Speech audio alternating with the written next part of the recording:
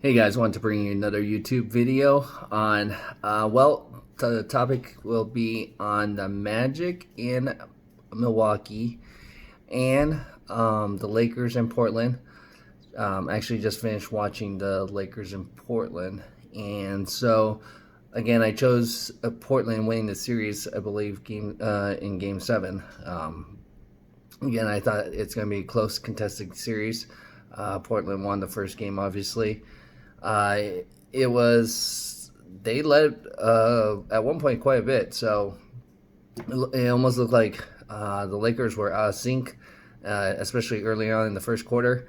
So I am interested. Like I said, I'm not going to be surprised with what I chose with the Blazers. Now, again, this was surprising a little bit on the first night or second night of these two games that the 1 and 8 seed. This is not a normal 1 and 8 seed series. Actually, any series, I would say, like I said, it comes down to injuries. It comes down to who has the virus or is out. I mean, look at Mike Conley. He left for the birth of his son, so the Jazz dropped the first game. I think they could have used him. That's why Donovan Mitchell had to drop so many points for a record for their highest scoring ever for a playoff. So again, this is where any variable, and I chose the Jazz. So don't get me wrong, I'm still helping and sticking with them, but like I said, I went based on what I could see on depth and each team and who has a better lineup, depth, experience, who's playing well, momentum. That comes in a lot of factors. Now, let's talk about the Magic and Milwaukee. That's where I was now thinking about. Yes, I did choose Milwaukee in 5 games. So, I mean, I guess I could still be right.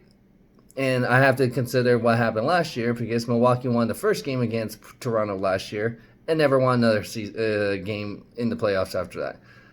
Now, do I think this is a little bit different?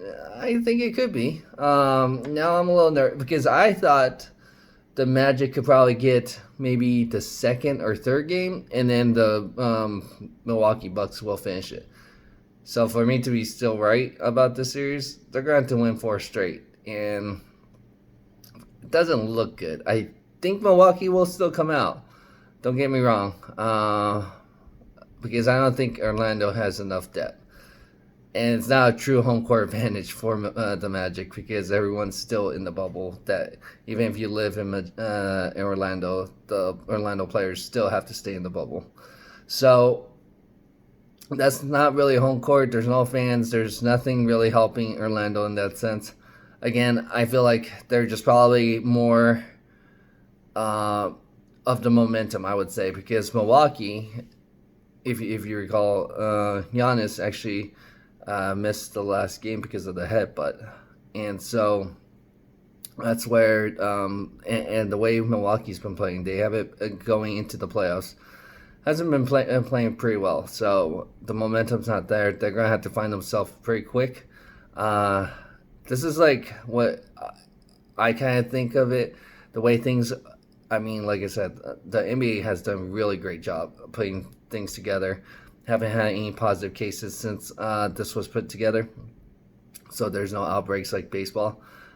Again, everybody gets to focus on basketball, and I gotta applaud the players to make that sacrifice. If you think about it too, especially if some of them have families and kids and wives, they don't have any. They don't get to see them like in person. They're especially if they're young kids. They're probably gonna miss some milestones, especially infants. I mean, I would have a hard time in that sense. So, I'm not sure if that's part of the distraction for LeBron. I know he mentioned also how it would be weird to not have fans being there. So, but you have your digital, virtual fans there. So it was as close as you possibly can in this circumstance to have a home court by having your virtual fans there.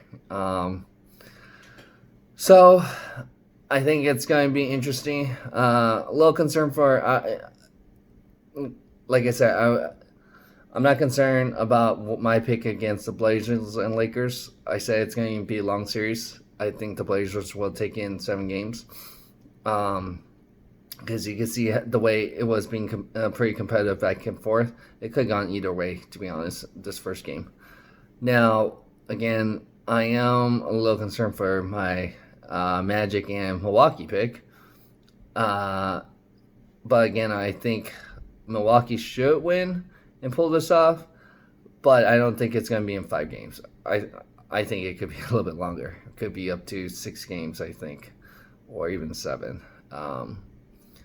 But we'll see how Giannis and that young team will actually respond, because they seem like this could be a good test for them. Again, that's why I didn't. When I looked at the bracket, that's why I kind of looked at them not advancing in the second round against Miami. That's how, because I just feel like they don't have the depth or mentality or toughness mentality where they could come out that way. So let me know what you guys thought with the 1 and 8 seeds.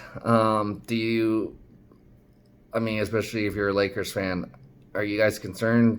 Is this the matchup you guys want it? Like I said in one of my previous videos, the playing game, I think they wanted Memphis. And even before Portland, where that last day of within the play-in, I think they would have preferred either, even though Phoenix won all their 8 games, it's a totally different thing when you start playoffs basketball. But again, it's different